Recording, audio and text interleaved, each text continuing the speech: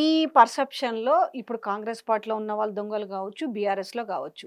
ఇప్పుడు బీసీలో రాజ్యం గావాలి, బీసీలో పర్సెంటేజ్ ఎక్కువుంది కాబట్టి ఆల్రెడీ ఆ కులగణన నివేదికలో గొడవలైతున్నాయి, కొట్టుకొని చేస్తుర్రు. అసలు కుల జనగణన ఆ! అనేది ఒక అలానే పెద్ద బిగ్ ఫార్స్. అయితే ఇప్పుడు ఆ కులగణన మీద నేను బీసీలకు పెద్దగా ఉంటా అన్న వ్యక్తి గూడా ఇవాళ ఏముండ నాకు ఎవడు పెద్దగా ఉంటాడు? చెప్తున్న వ్యక్తి నేను ఎవడు సపోజ్ ఎవడు వాడు ఎవడు బీసీలకు పెద్దగా ఉంటాడు? ఇప్పుడు ఏ ఆ పార్టీలో ఉన్న రాబందులను బీసీ ఎమ్మెల్సీ ఆ ఆ? పార్టీలో ఉన్న ఎమ్మెల్సీనే ఇప్పుడు అందరిని కూడగట్టేసి ఆ. ఇవాళ నేను తప్పనట్లే పెట్టొచ్చు. అయితే నాకు ఛాయ్ పైసలు కావాలి అన్న వ్యక్తి ఇవాళ మరి కోట్లకు పడగలెత్తితేనేమో దాని గురించి ఎట్లా రాజకీయాల్లో ఉండి వీళ్ళు దోచుకున్నారు. మరి వీళ్ళు వీళ్ళు ఏం దోచుకొని ఈరోజు కోట్లకు అధిపతి అయ్యారు అసలు? ఒక విషయం చెప్పన్నా, వ్యక్తిగతమైన విమర్శ నేను చెయ్య. నేను మీరు నా వ్యక్తిగతం ప్రశ్న కాదు. అడిగే కారణం ఏంటంటే నేను ఒకప్పుడు ఆయనతో కలిసి పనిచేస్తున్నాను. చి, చి, చి. No, no, no, no, no. Right, అంటే ఎగ్జాక్ట్లీ అందులో ఆయన కూడా పబ్లిక్ లో భాగం ప్రజా ప్రతినిధి కాబట్టి మాట్లాడుతున్నాను నేను అంతే. ఎగ్జాక్ట్లీ. నేను ఒక విషయం చెప్తున్నాను. మీరు అంటే ఎవరో కొంతమంది ఆయనలాగా ఇతర పార్టీలలో ఉండి నా మాట దోచుకోవడం కూడా కాదు, వ్యక్తిగత మీరు- వాళ్ళు ఏమన్నా సంపాదించిన మీరు ఇట్లాంటి వాళ్ళు నిజంగా ప్రాబ్లం ఒకటే అడుగుతా, ఆ. ఇట్లాంటి వాళ్ళు ఇప్పుడు బీసీలందరిని నేను ఐక్యం చేసి మేము బీసీ అంటే ఏంటిది బిగ్ క్లాస్, బీసీలు అంటే ఏంది మీరు బిచ్చం వేస్తారా అదేస్తారా అని చెప్పి ఇవాళ మళ్ళా కూడా దీన్నొక వేదికగా మలుచుకొని మళ్ళా స్వార్థ రాజకీయాలకి తెర లేపుతున్నారా అనేది క్వశ్చన్. నన్ను కరెక్ట్ గా సమాధానం చెప్పండి. చెప్పేసానే మాట్లాడతాను, చెప్పండి. లేకపోతే లేదు. చెప్పండి. ఇప్పుడు ఈ బీసీల ఈ వ్యవహారం అంతా జరుగుతుంది కదా, ఉమ్. ఇందులో ఉన్న వాళ్ళు స్టేజ్ మీద కూర్చున్న వాళ్ళందరూ ఎవరమ్మా? వాళ్ళ పొలిటికల్ బ్యాక్గ్రౌండ్ ఏంది, వాళ్ళ చరిత్ర ఏంది చెప్పండి. అక్కడ దోపిడి ముక్కలతో ఉన్నారు, ఇక్కడ దోపిడి ముక్కలతో కలిసినారు, వీళ్ళల్లో వీళ్ళు అంత చేరినారు. ఇప్పుడు బీసీ ఉద్యమం అనగానే మన బీఆర్ఎస్కు సంబంధించిన మధుసూదనాచారి, శ్రీనివాస గౌడు, వాడు వీడు అందరు జమ అవుతారు. ఓకేనా? కాంగ్రెస్లో ఉన్నటువంటి వాళ్ళు కొందరు, తర్వాత బీఆర్ఎస్లో ఉండి భంగపడిపోయిన వాళ్ళు కొందరు, ఇట్లా రాజకీయంగా అంటే దోచుకోవడానికి అవకాశాలు లేని కొంతమంది కలిసి ఏదో ఒక కొత్త నాటకాన్ని తెర మీద తీసుకొచ్చినారు తప్ప బీసీల సంక్షేమం ఇందులో ముడిపడి ఉందంటారా మీరు? వీళ్ళు చేస్తున్న పెడబొబ్బలలో బీసీల గురించి ఆలోచన ఉందా? ఒకవేళ నిజంగా బీసీల యొక్క అభ్యున్నతికే వీళ్ళు కట్టుబడి ఉంటే త్యాగం చేయాలమ్మా. ప్రజల తరఫున ఎన్నడూ ప్రజాకోణంలో ఎన్నడూ మాట్లాడినారు. ఎప్పుడైతే రైతు బంధు రావట్లేదు అని అంటే రైతు బంధు అడిగినా చెప్పుచ్చుకోగొట్టమన్నాడు. మీరు చెప్పే ప్రముఖుడే ఏం మాట్లాడినాడు? రైతు బంధు అడిగితే చెప్పుతో కొట్టండి అన్నాడు. నేను చెప్తున్నాను ఇవాళ మీరు ఒక్క మాట ప్రజాకోణంలో ఆలోచిద్దాం. మనం రైతు బంధు వేస్తే ఈ రాష్ట్రంలో ఉన్న రైతులలో 70% మంది బీసీలు కాదా? అవునా కాదా? ఇది ప్రజాహితమైన కార్యక్రమే కదా, ఇది ప్రజలకు ఇచ్చిన వాగ్దానమే కదా, ఇది అభయహస్తంలో ఒక ముఖ్యమైన భాగం కదా.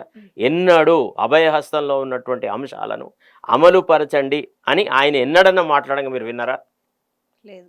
2500 మహిళలకు ఇస్తా అన్నాం, ఇవ్వట్లేదు ముఖ్యమంత్రి, ఇది ఇవ్వండి అని ఎన్నడన్నా ఆయన ఒక రిక్వెస్ట్ చేసినట్టుగా లేదా శాసనసభలోనో ఎక్కడన్నా శాసన మండలిలోనో లేకపోతే వాళ్ళ పార్టీ మీటింగ్లలో ఫలానా ఆయన ఇట్లా మాట్లాడినారని విన్నామా? యువకులకు ఉపాధి అవకాశాల విషయంలో కూడా ఒక్కనాడు మాట్లాడినట్టు విన్నామా? చెప్పండి. ఇప్పుడు ఒకవేళ నిరుద్యోగ భృతి ఇస్తే 70% మంది నిరుద్యోగులు ఎవరమ్మా? బీసీ ఎస్సీ ఎస్టీల వాళ్ళు కాదా? వాళ్ళకు మేలు జరగదా? అది ఎందుకు అడగలేదమ్మా? ఇప్పుడు రాజకీయంగా అధికారం కోసమని మేమంతా ఏకత్రం కావాలి అది ఇది అనేటువంటి మాటలు మాట్లాడుతున్న వాళ్ళు ప్రజాహితమైన కార్యక్రమాలకు ఒక నిరాహార దీక్ష చేసినారా? లేకపోతే ఒక ప్రజా ఆందోళన చేసినారా? ప్రజా ఉద్యమం చేసినారా? ఎన్నిసార్లమ్మా ఒక్కనాడన్నా ఏదన్నా ఒక మాట మీద కట్టుబడి ఉన్న సందర్భం మీరు చూసినారా?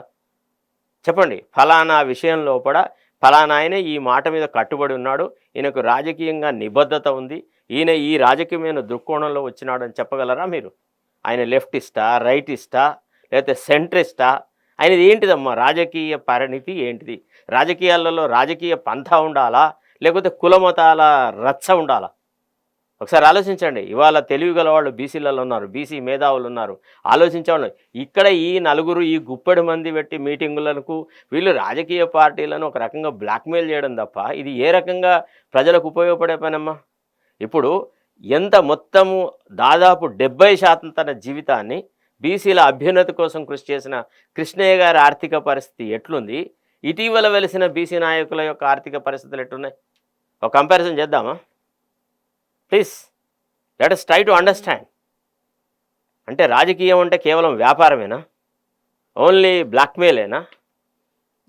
అంటే బీసీ నోటికి ఇష్టం వచ్చిన మాట అంటే పార్టీ యొక్క నువ్వు పార్టీ క్రమశిక్షణ అంటే బానిసత్వం కాదు, కానీ పార్టీ ఏదైతే ప్రజలకు వాగ్దానాలు ఇచ్చినాయో ఆ వాగ్దానాల అమలు కోసం నువ్వు కొట్లాడినావా?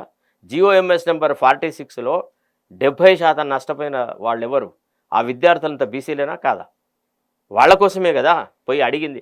ముఖ్యమంత్రితో అపాయింట్మెంట్ తీసుకొని పోయి మాట్లాడితే ఎంత కోపం వచ్చింది ఆయనకి. ఇట్లా కిందికి మీదికి చూసినాడు. అంటే నువ్వా రేవంత్ రెడ్డి, నువ్వా మాకు బీసీల గురించి చెప్పేది, నువ్వా మాకు వీళ్ళ గురించి 46 గురించి చెప్పేది, నువ్వేనా మమ్మల్ని ప్రశ్నలు వేసేదని లెవెల్ వేసినాడు. ఆనాడే కనుక ఆ బీసీ యువకుల తరఫున మాట్లాడితే, ఆ నిరుద్యోగుల తరఫున మాట్లాడితే, మీకు తెలుసు కదా జిఓఎస్ 46 కోసం కొట్లాడుతున్న వాళ్ళు లాస్ట్కు ఎట్లా తిట్టినారు ఈయనని. ఈ ప్రముఖుడి గురించి ఎన్ని మాటలు మాట్లాడినారు ఆ యువకులు. వాళ్ళ కోసం కొట్లాడినాడా? ఎట్టా ఈయన నమ్ముతారని మీరు ఆశిస్తున్నారు? అంటే ఇక్కడ 4 మీటింగ్లు పెట్టుకొని హెలికాప్టర్లలో దిగి అది ఇది చేసి అందుకే గందరగోళం చేస్తున్నారు కదా అనేది అంతెందుకమ్మా, ఇప్పుడు. ఎక్కడన్నా ఒక కార్పొరేటర్గా గెలవమని ఈసారి. అప్పటి అది వేరు, ఆ పరిస్థితి వేరు, ఆ ప్రజాదరణ వేరు. ఆనాడు ఎంతమంది సహాయపడితే. అసలు ఇంకో విషయం చెప్పన్నా, కొంతమంది న్యూట్రల్గా ఉన్నారు.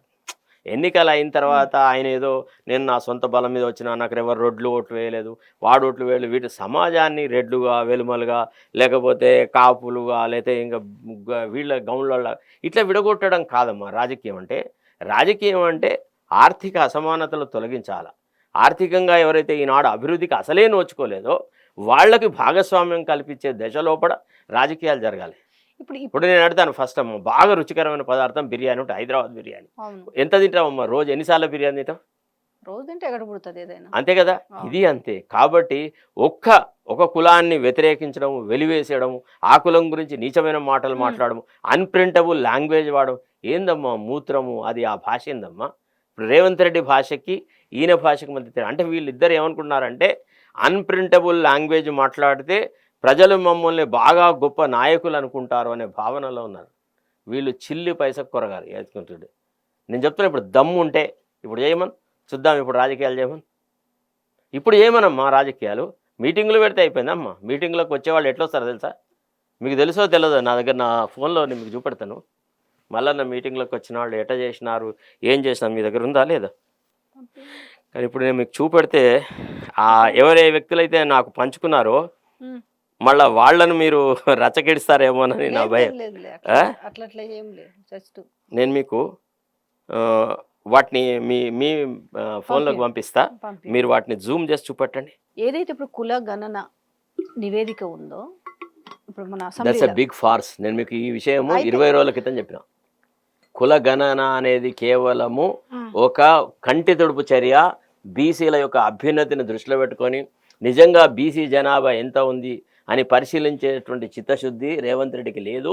కేవలము మా నాయకుడు రాహుల్ గాంధీ గారు కుల జనగణన గురించి బాగా మాట్లాడుతున్నాడు కాబట్టి నేను కుల జనగణన జరుపుతున్నానని రాహుల్ గాంధీ ముందరనే మాట్లాడినాడు. ఫిగర్ తగ్గడం ఏంటనే దాని మీద చర్చ జరుగుతుంది. ఫిగర్ తగ్గడం అసలు ఎవడన్నా పోతేనమ్మా, ఒక చోట కూర్చొని వాళ్ళు నింపుకున్నారు ఫామ్స్, ఎవ్వడు పోలేదు.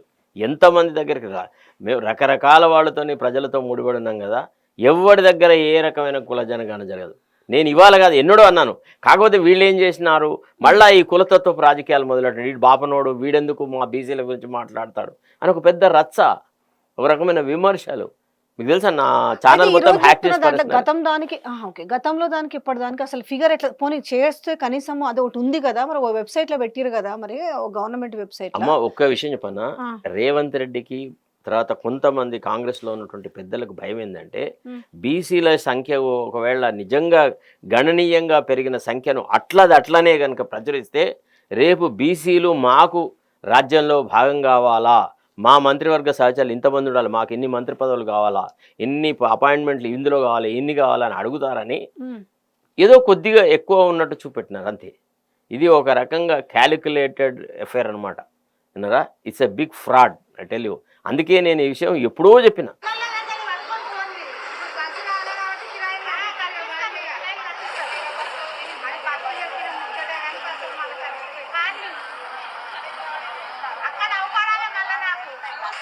ఓకే, దీనికి బీసీ సభలకు తీసుకొచ్చేది కూడా సేమ్ మళ్ళీ ఇదే. నాకు తెలియదు, మీరు చూడండి వాళ్ళు ఏం చెప్తున్నారు వినండి అమ్మా.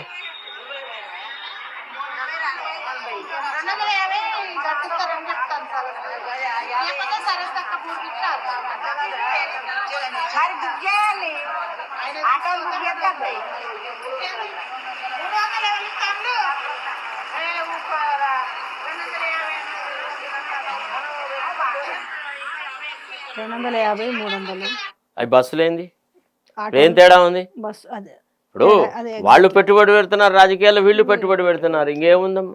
ఇది అంతా ఒక వ్యక్తి తన వ్యక్తిగత ప్రతిష్ట పెంచుకోవడానికని ఆడీడ అందరి దగ్గర జమ చేసుకొని రకరకాలుగా ఖర్చు పెట్టి, మేము వద్దని అనము. బీసీల రాజ్యాధికారాన్ని నేను 110% సపోర్ట్ చేస్తున్నాను. నాడు నేడు ఎప్పుడు నేను బీసీల తరఫునే ఉన్నా. జరిగిన వన్ డే సకల జనుల సర్వే జరిగింది కదా, దాంట్లో అక్యురేట్ గా ఉంది అనుకుంటున్నారా? ఒక విషయం చెప్పనా, దీనితో పోలిస్తే సకల జనుల survey 50% better than this. 50% better. ఒక రకంగా కేసీఆర్ కూడా ఊహించలేదు ఈ సమగ్ర కుటుంబ సర్వేలో ఇట్లాంటి స్టట్లింగ్ ఫ్యాక్ట్స్ వస్తాయని, ఇట్లా ఆశ్చర్యకరమైన పరిణామాలు జరుగుతాయని ఆయన కూడా ఊహించలేదు. ఆయన ఊహించి ఉంటే, అంటే ఇప్పుడు ఎంతైతే దోపిడీలో తర్వాత ప్రజలను వంచడంలో కాంగ్రెస్ వాళ్లకున్నంత అనుభవం కేసీఆర్కి లేదు పాపం. రైట్ ఆర్ రాంగ్, ఏదో ఉద్యమకారుడు, ఉద్యమం చేసినాడు, చుట్టుపక్కల అందరూ ప్రజలతో పూర్తి సాన్నిహిత సంబంధాలు ఉన్న వాళ్ళు ఉన్నారు. సో వాళ్ళు ఇమీడియట్గా దొంగతనం చేస్తా అంటే ఒప్పుకుంటారా? పర్సన్ అయితే పాలసీస్ అన్ని చేస్తుంటారు కదా, అన్ని ప్రజలకు ఏం పాలసీస్ అంటే ప్రజలకు అన్ని ఇచ్చినవి నాకు అందుతున్నాయా లేదా, క్వశ్చన్ ప్రజలు చెప్పు, బాగున్నారా సమిష్టిగా లేదా? ఆలోచన చేసి తీసుకొచ్చిన పాలసీ ఏంది? ఉమ్. ఏ పాలసీ మీద సమిష్టిగా ఆలోచన జరిగింది?